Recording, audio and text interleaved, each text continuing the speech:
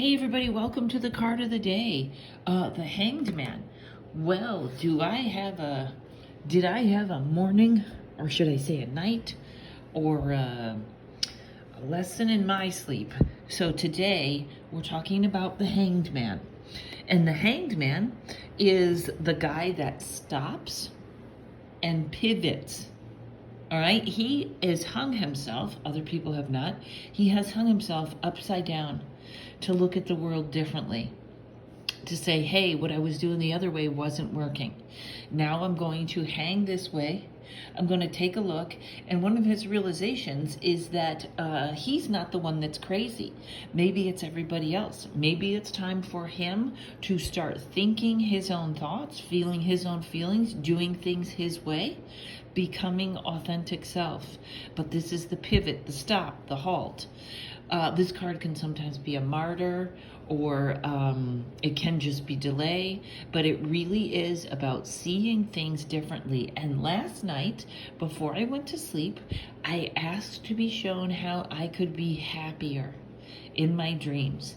And I had, it was very earlier in that evening.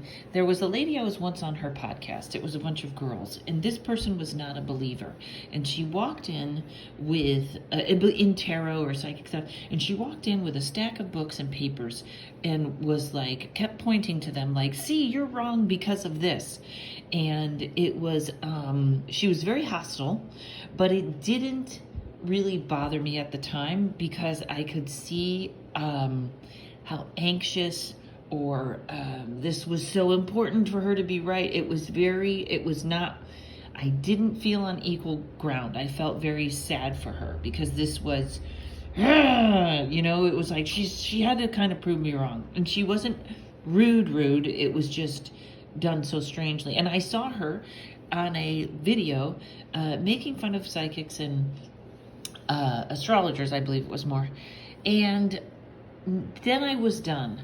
I was like, all right, I don't have to be this girl's friend. I don't have to turn this on. I don't have to see her and this guy making fun with information they don't even know what they're talking about. And then when I went to bed, I said, it had upset me so much that I just said, show me what can make me happy.